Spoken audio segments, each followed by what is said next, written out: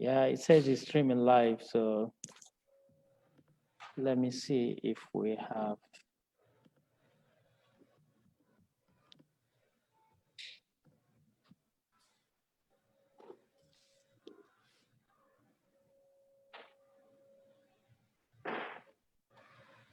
Yeah, we're live. Excellent. Yeah, so we can just start in 1 minute, and I will copy this link and I will share that.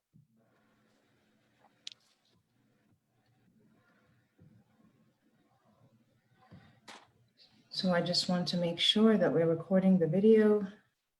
Actually, Facebook records it, right? Okay.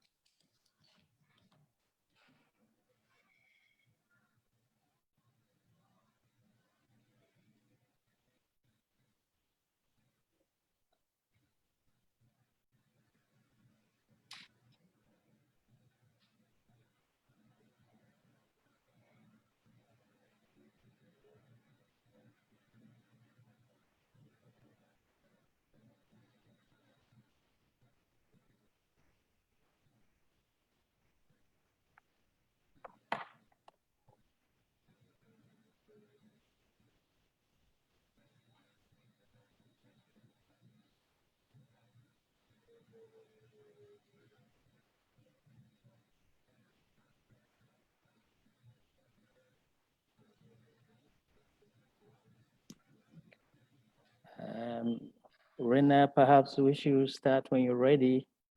And I think we have about 6 people already connect on Facebook. Awesome.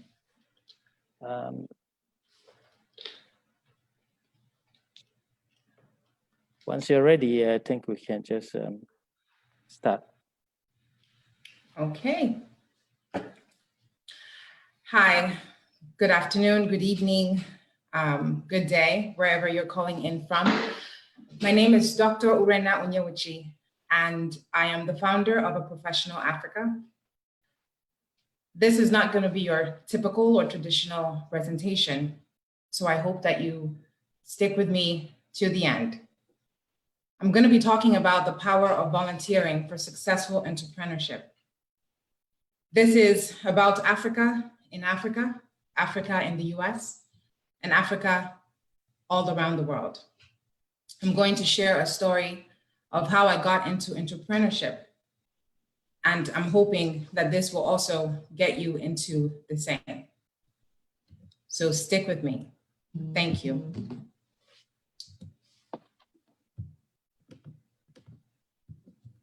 Okay, so I grew up in Nigeria, West Africa, where my passion was cultivated in mathematics. I actually loved to solve calculus problems and differential equations problems in high school, secondary school for fun. I wasn't that big on reading novels.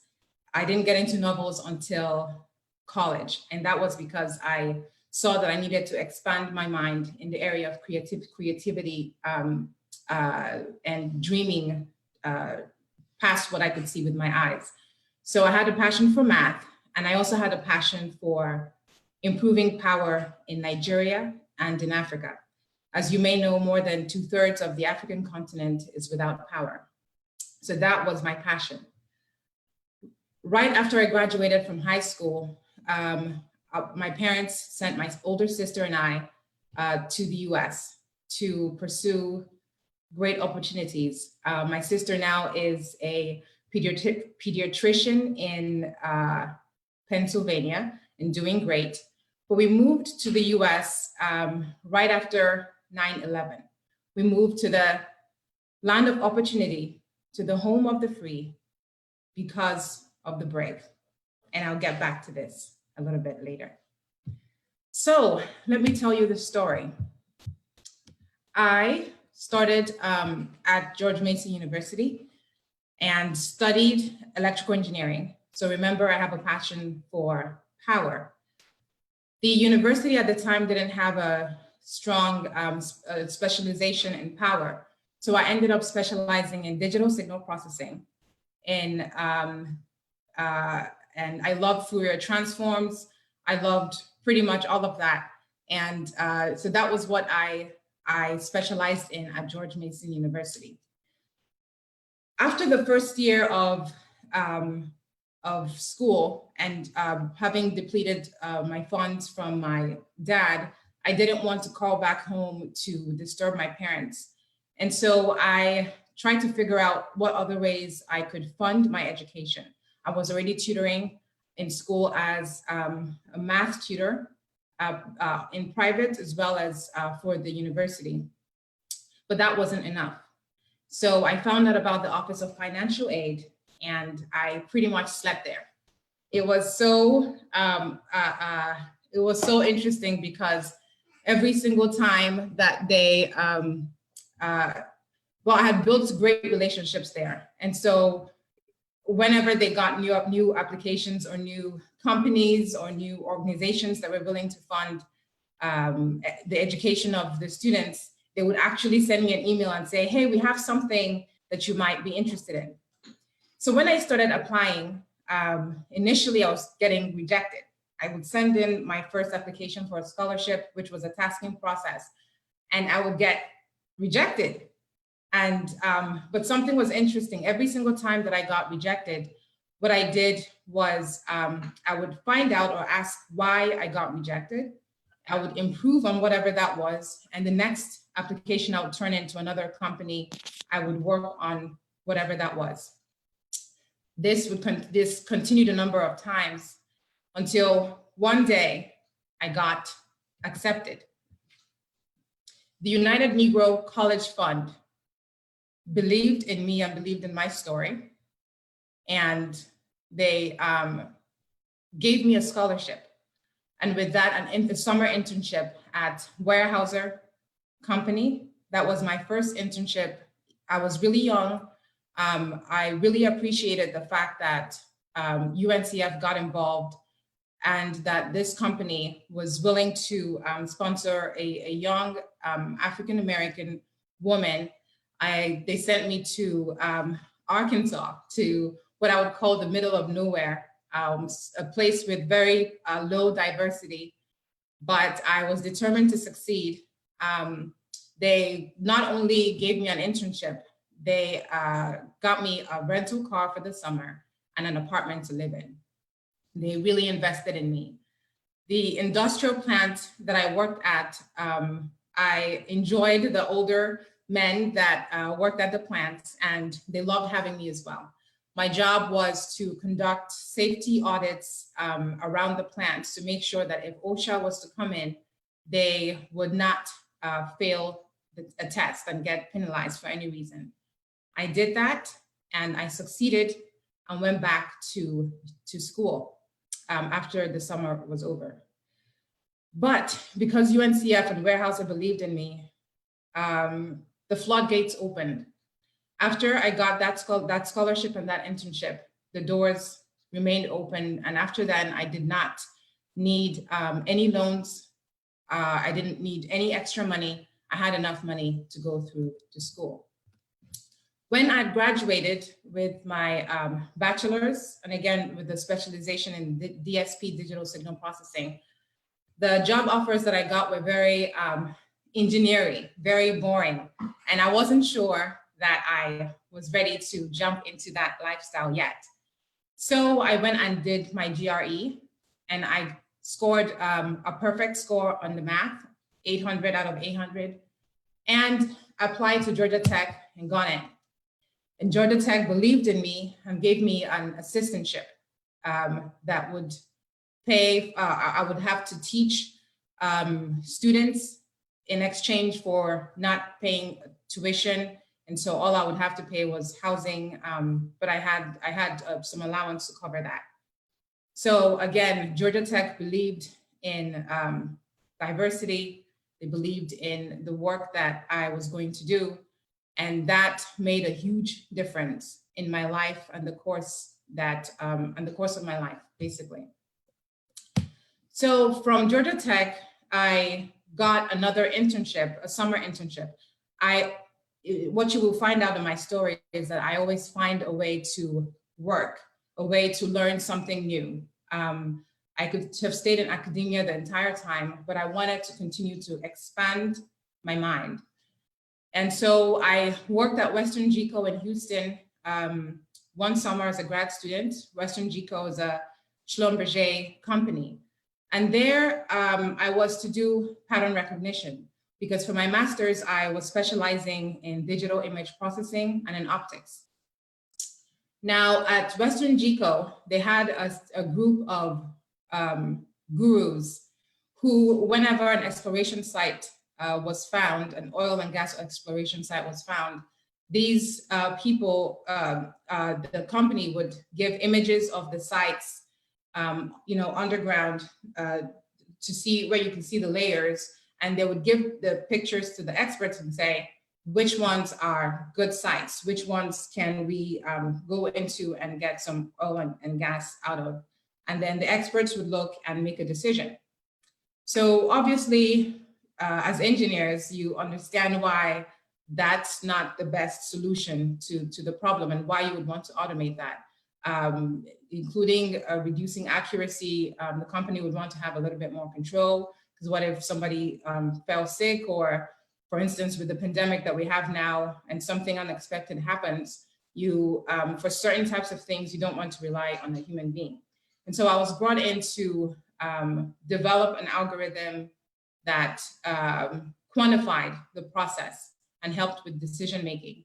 And I succeeded in that. I did that for the summer, did my presentation. And after that, I went back to Georgia Tech to continue teaching and tutoring and taking classes and working on my PhD. Now, the next summer came around, and Western GCO offered me an internship again, paid one, nice enough, good enough money for graduate students who were still in school. But then another opportunity came up as well.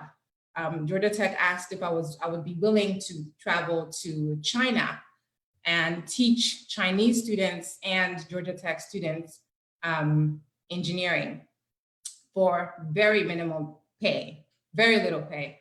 Being young at the time, to me, the solution or the response was clear. Of course, I would go back to Western GCO. I had friends there, I had family there, I'd worked there before, it was familiar. It was good enough money. For China, I didn't know anyone. I had never been to that part of the world.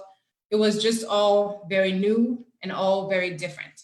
And I had planned to say no until I talked to my mom and one of my trusted friends in Houston at the time.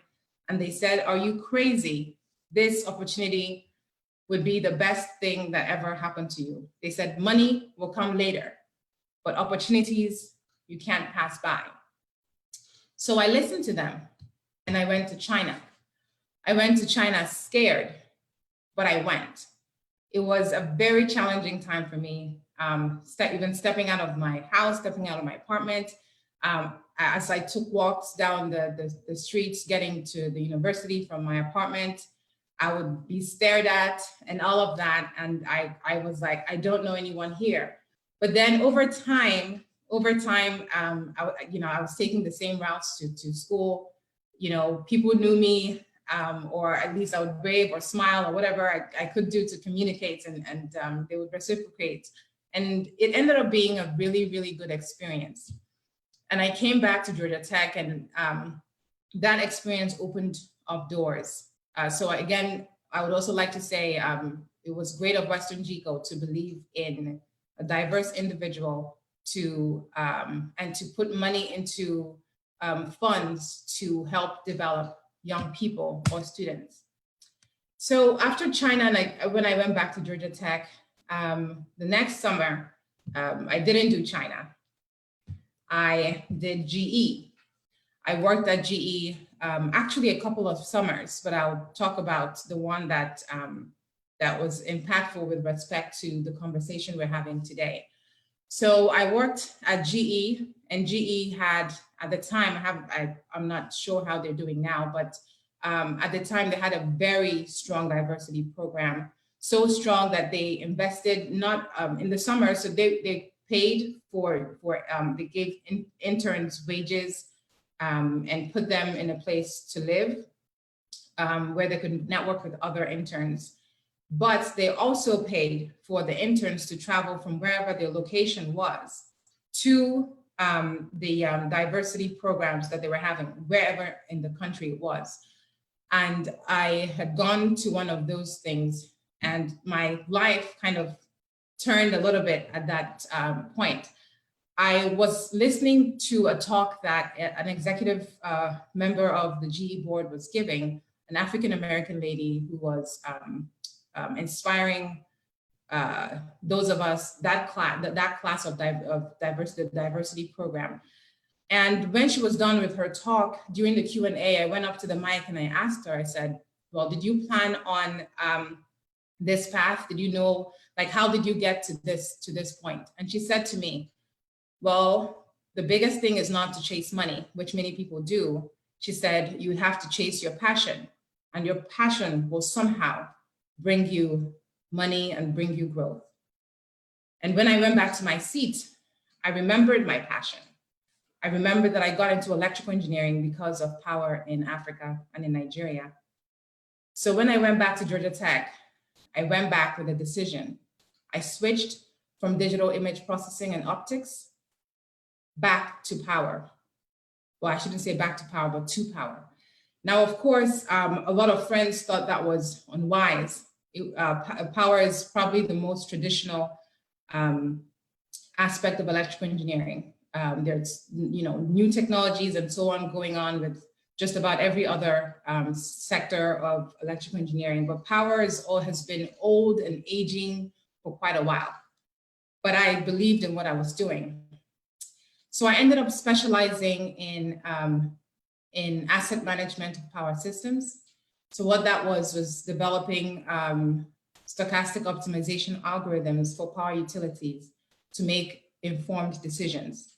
During the time I was getting my PhD, there were hurricanes all over the country, over the US, and the power availability during those events was poor, and customers got really angry. They felt that perhaps the utilities weren't doing enough on their end, perhaps they weren't maintaining their assets well enough, and that's why it took so long to recover power.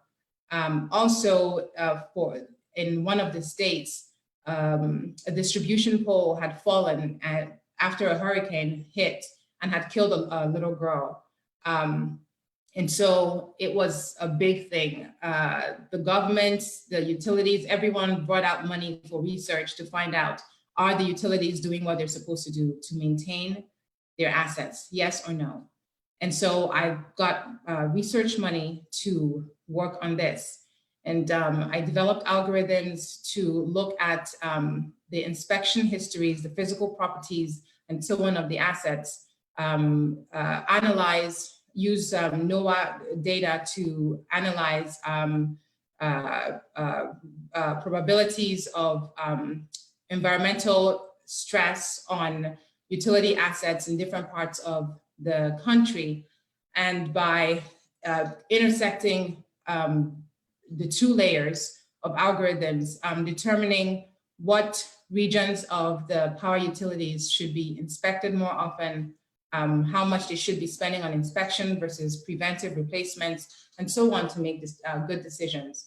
So based on my algorithms, I was able to save utilities a factor of about 6 times the cost, their annual costs on maintenance, and yet improve their reliability, their existing reliability. So that was a big deal, and I loved it very much. Now, also while I was at Georgia Tech, because I love community development, because all these companies had given so much to me, I wanted to make sure that I was giving back to the community somehow. So while I was in Atlanta and studying at Georgia Tech, I was teaching or tutoring at in what we call the inner cities in the Atlanta area. So if you've heard of Bankhead, you know what I mean when I say that in terms of perceived and actual safety issues in those areas.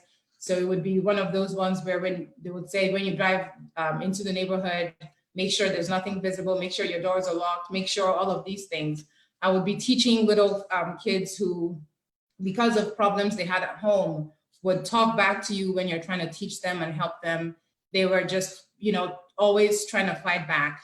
But I believed in it because I knew it wasn't their fault that they were that way. And just as much as I loved learning and I knew what it had done for me, I knew that I had to do the same for them. And so I invested my time in educating at that level. Towards the end of my PhD, Corning ran into my resume because of a really wonderful lady that I'd met at Georgia Tech.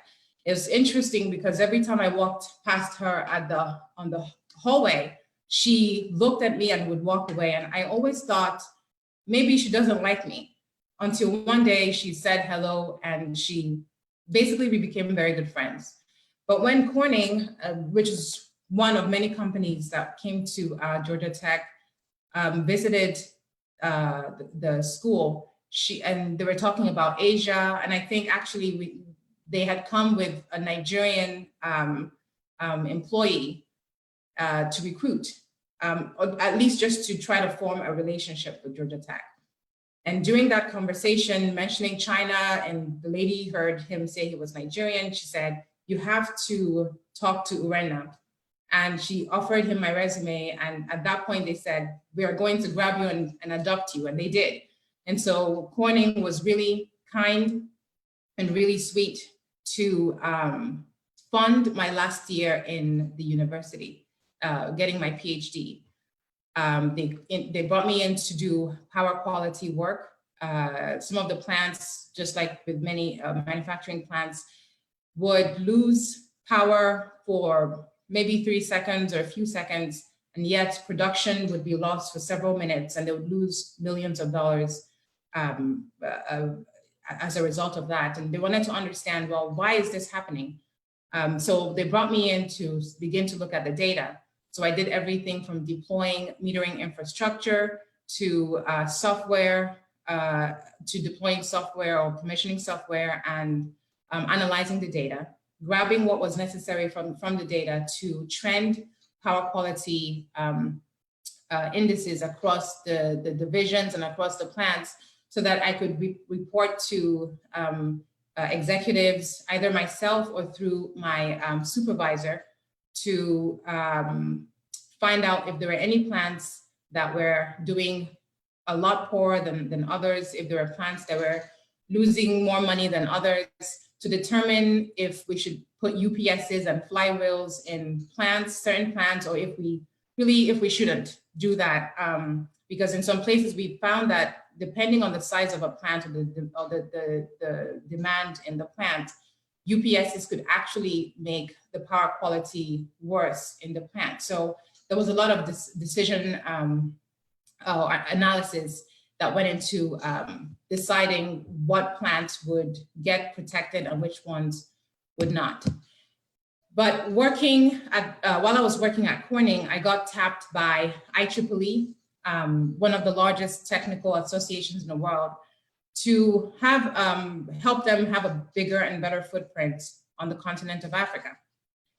So you see, getting back to my passion after that GE conference really came back around, because everyone knew me to always talk about Africa, to have different Africa events on campus and in the company.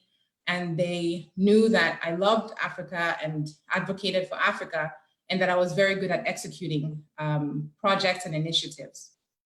So I, of course, said yes to IEEE Power and Energy Society to help with the Power Africa Conference. And that opened up a lot of doors. I had done Africa development work on a really small scale, doing events. I held leadership positions in African Students Associations at George Mason and all of that. But what I was gonna do for IEEE was going to be big, because I needed us to make a difference where electrification was concerned, and to give hope really to the African people, our African people, and to the youth. So what were the successes? I was working full-time at Corning, actually spending over 60 hours a week doing simulations and analysis and decision-making. And then I was spending a lot of time, and I'll talk a little bit more about that, on this conference to make sure that it was a success. So when you look at the time constraints here and what I was trying to deliver, or what I was delivering on the volunteer side and at Corning, my full-time paid work, you will see that this was not something I could have done in my own power. There's absolutely no way I would have been able to succeed both things, giving my best to both. And so I call this the volunteer work that I did, and the work that I'm doing now, my business, I call it a divine push. There's a bigger power than myself, because no human being can do, when we think about some of the things we do, we just know that we can't do it by ourselves. These were some of the successes of the conference. Poverty eradication. I created a partnership with IEEE Smart Village through one of the kindest people you ever meet, Dr. Robin Podmore. And I told him that for the conference to succeed, a lot of, we want people who don't have a lot of hope to have hope and to come to the conference from wherever they were coming from. And I said, most of the people that we want have the plans and have the ideas, have great potential, but they don't know how to go about starting a business or succeeding, and they won't have the money to come to the conference. And Robin said, I'll work on it, and he did. So I worked with Smart Village to facilitate surveys, recruiting, interviewing of, first of all, leaders that would pretty much bring up the initiative and make it successful, and also recruit the entrepreneurs that we're looking for. And in the last 4 years, I believe that the IEEE Smart Village, in partnership with the conference, have trained and provided seed funding for over 100 entrepreneurs in Africa in 4 years. I'll jump down here. Before I came in, the IEEE Power, there was a Power Africa Conference that happened twice in South Africa in a span of about 10 to 15 years. When I came in within the first year, I established the conference as an annual conference in 4 African countries, in 4 African countries in 4 years. And this would not have been possible without a team of people, because to succeed in any endeavor and to succeed definitely in a business, you have to have the right people. And I was quite blessed to have and to find the right people. And I'll talk a little bit more about this soon. Knowledge sharing.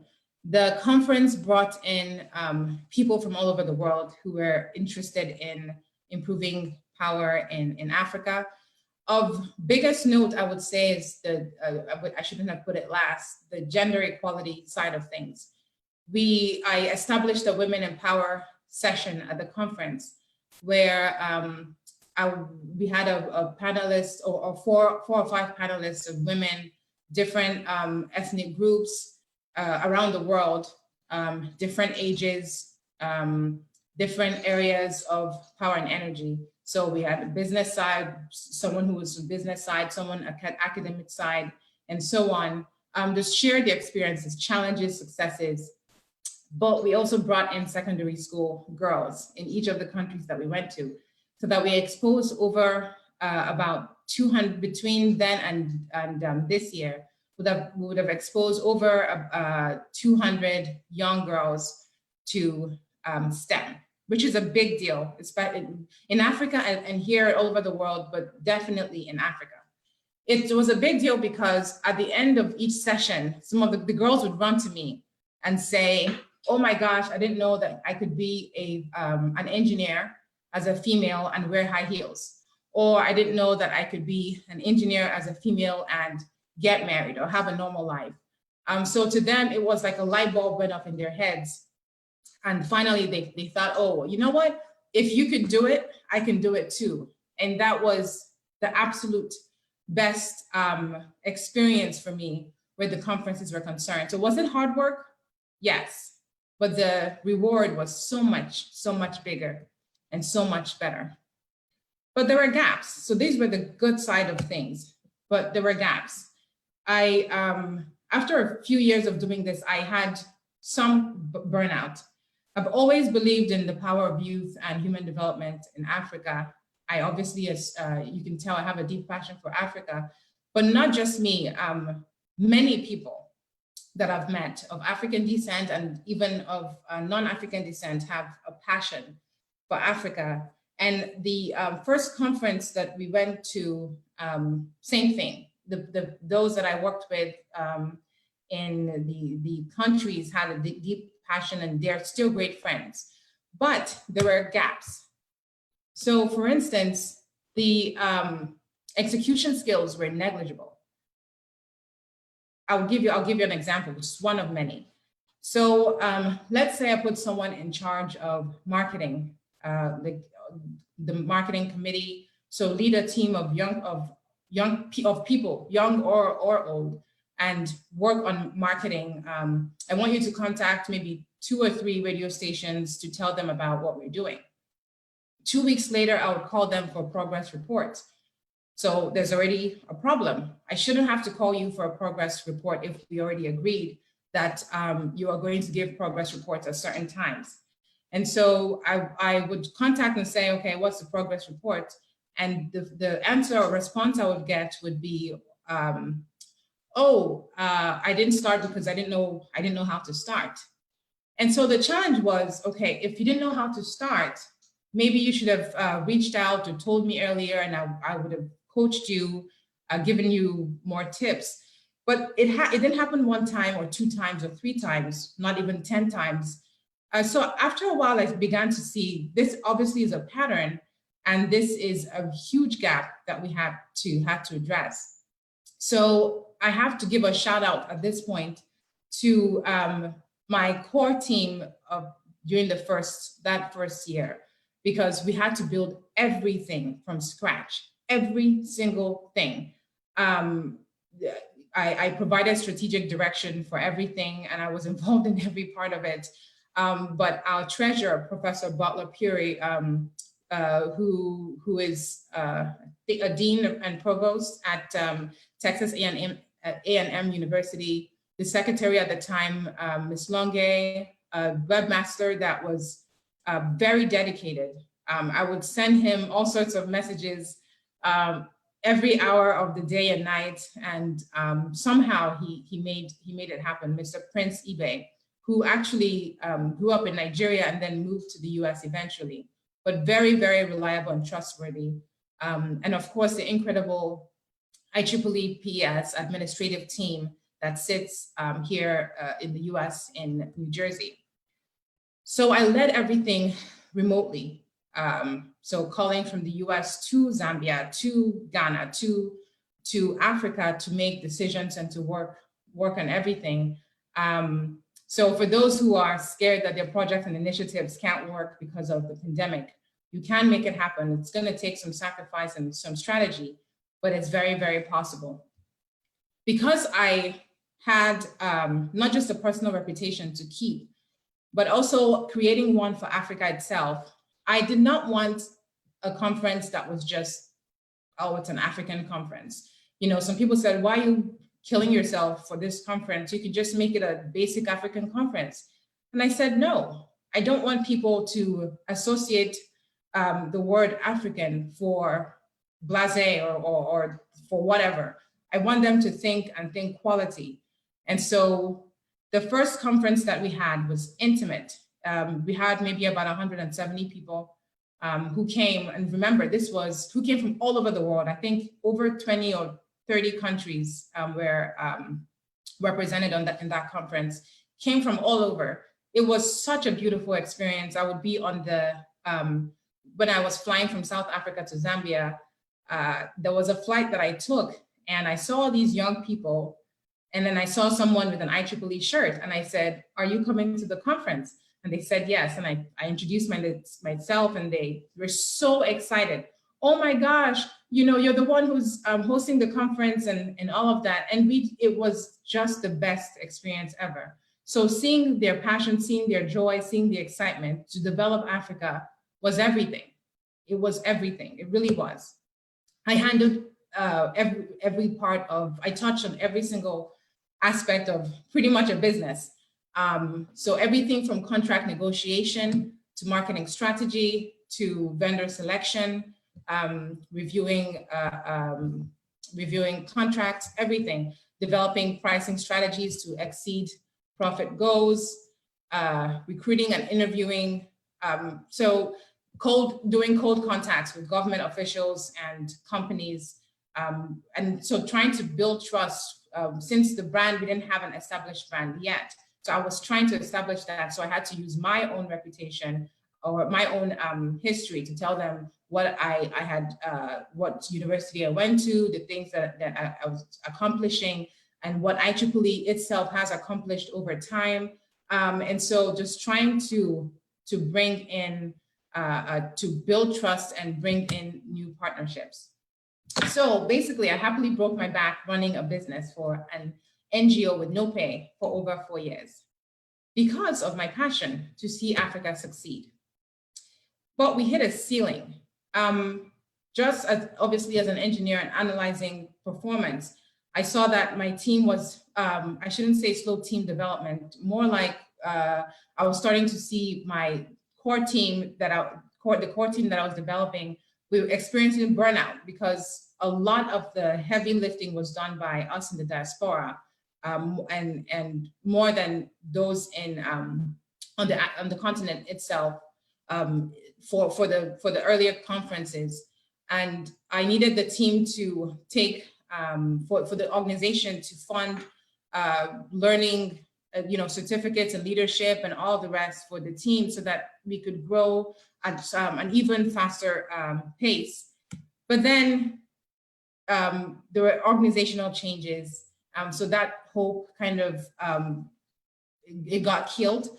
The conference, everyone knew was going well. It was year after year. And with the new, with organizational changes and new goals and new interests, the path we were on kind of got changed completely. And so the development budget was not approved. It just seemed like there was a ceiling at that point. And that was when I made the decision that perhaps it was time to step back a little bit just to see how everything plays out. But I should mention that as I was, before I brought this up to leadership, I had talked to those at the conference and I said, I think we need a year off for everyone to cool down and for everyone to kind of learn and grow. And I remember this professor, I think his name is Dr. Innocent. He came and he gave me a hug and he said, Urenna, you've done a lot already. You've given us something that's ours, a conference that's from Africa to Africa. Let's take it from here. Go ahead and rest. And that was amazing when you know that you've, in a sense, created some kind of sustainability or succession, that you've passed on your dreams or your vision or your passion and someone caught it and they've run with it. The conference is still going on. We have a Kenya conference coming up soon. And so it was just an exciting time.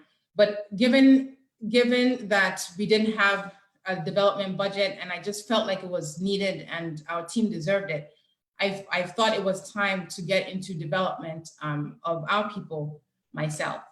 And that's when a Professional Africa happened. So I'd already built strong relationships. So one of the differentiators that I felt like I was bringing to the table was the ability to help people collaborate across the world. So not just Africans in the diaspora, but people who love Africa in general. And so that's one of the big things with a professional Africa. With my vision being connected directly to my passion to create an Africa that the world respects. So you see the mission statement, providing strategic tools and development programming to solve Africa's problems through global collaborations. Now I'm going to talk about Africa itself. So bear with me, I'm going somewhere with this, and it's connected back to a professional Africa. It's believed that around 1619, some of the ablest and strongest African men and women were shipped from us to the US. And they went in bonds. They had their bravery, they had their strength, and they were forced to work. So let's just say they were volunteering, but against their will, And remember, for this to have happened, people traveled across oceans because they had heard of the strength of the African people. And that's why they came. So we always have to remember that we have a strength and a bravery that would cause people to hear about us and to come for us. And everything in life, there's a reason to it. Every adversity happens for a reason. So if you're not sharing this video yet with your friends, I hope now that you are. Now, with what was going on, sometime in the 18th century or so, someone had the feeling that this probably wasn't right. And it was time to emancipate the people and let them go. But we were still in some ways locked up in the mind, in a multiple ways. There was still a lockup of the African people. But through a professional Africa, I would like to make a strong statement. I believe that now, this very season that we are in is a time of liberation. This is the home of the free because of the brave. And I know that the African people are part of the brave. We helped to build this great nation. So now I am saying that our liberation is now. Now is the time when we need to all get together and we all need to become either entrepreneurs, if that's your calling, or to support those who are in the field of business. We have very strong intellects. I have seen it. I've traveled to multiple countries, 15 countries for Corning, and many more for vacation in Asia, in Europe, in Africa, in America. We have intellect, but now it's time for us to build. Be encouraged. Timing is everything. We're in an interesting season here in the US. You all know what's been going on the last week. But I'm telling you, timing is everything. There's much anger, but I want to encourage us to know that now is the time that we get together and we build our country's wealth. Our country, when I say our country, I don't mean just on the continent. I mean here in the US, I mean in the diaspora, I mean wherever we are. This is the time to rise up. I started a professional Africa because of adversity. Now, let's start something new, many new things through the adversity that we're in. And I'm going to be in a couple of minutes concluding. But now is when we defeat our minds. What prevents us from getting into business? We are afraid. We are petty. We are proud.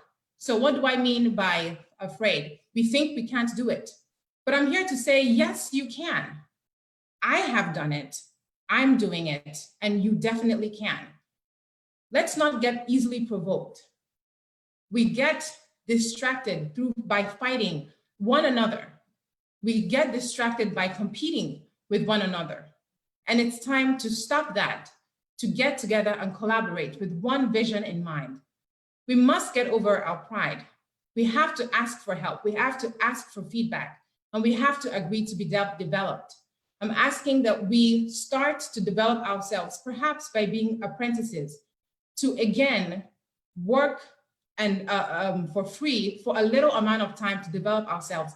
But the difference is that now we have a choice, that we choose to do it, knowing through a professional Africa that we will you get placed in a job that pays you. That's what the dream and the vision of a professional Africa is. UNCF believed in me. Their slogan is, "A mind is a terrible thing to waste," and it is.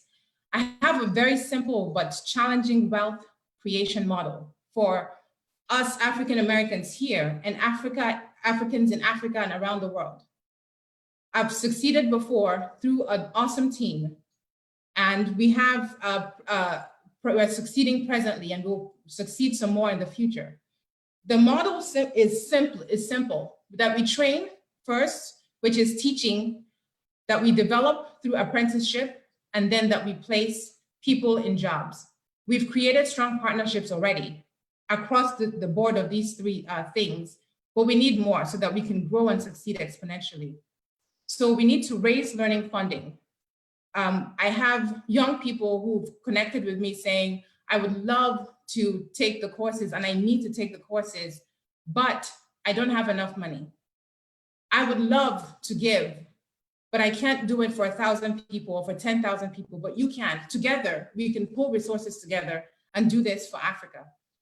We have courses on the website already, project management, Six Sigma, different areas. I've chosen a company that does courses, online courses for top universities here. These are short courses. So while there are courses that you can take for 10 hours and for 20 hours, most of the courses on the site right now, you can finish within 3 to 5 hours quickly so that you can get to the development stage quickly as well. So I'm calling on all builders. I'm calling on donors. I'm calling on churches. I'm calling on nonprofit organizations. I'm calling on investors. I'm calling on everyone that we come together to build the capacity.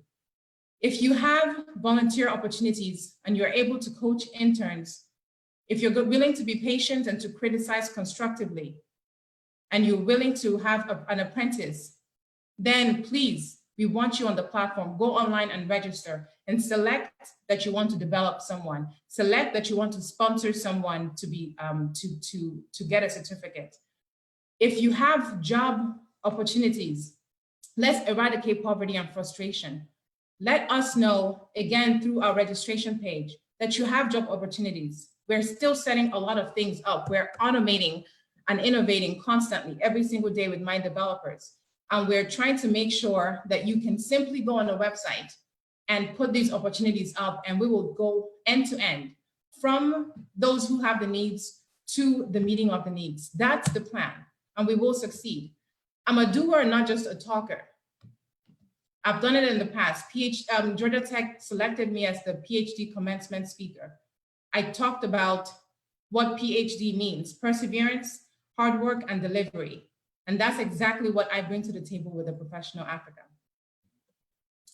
Prior success, we've done this before. I've talked about it. Development programming for power and energy that I, the team, past teams and the current teams, even though I'm more playing an advisory role, we've done this. It's succeeded already on a power scale, but we can take it to a bigger level, and that's where Professional Africa comes in. Quality or nothing. Like I said, I don't want anything to get a tag of African, which means it doesn't have to be good quality. No, everything that comes through a Professional Africa is quality. The courses are handpicked.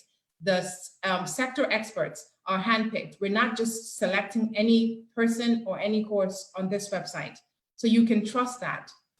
We've already done a lot. Everything on this website, when you go to visit, everything has been completed in less than 6 months. So like I said before, this is a divine push, and that's why I know it will succeed. But I need your help. I need you to join me. So from now, what are we doing next? Next month in July, we have a series of conferences, talks with experts around the world, African and non-African. We're addressing infrastructure, we're addressing energy, we're addressing human capital, women, empowering women, healthcare, all these areas, because I've met people, amazing people and experts in all these areas. Mental health, because we have a lot to overcome in our minds after all these years and centuries and decades of everything that's happened here. And also in Africa. The disjoint between those of us on the continent and the rest of the world, it's affected us. But when we come together now, we are going to be able to make a huge, huge change. And that's why we have the theme of this conference. If you're interested in sponsoring the conference, because we're making it free, but it costs money, obviously, to plan a good conference. If you're willing to sponsor, please go online and register on our website and select that you want to sponsor the conference, and we'll send you information with our sponsorship package. So, in conclusion, Hour of Professional Africa is Wakanda Unleashed. Thank you so much for your time. I appreciate it.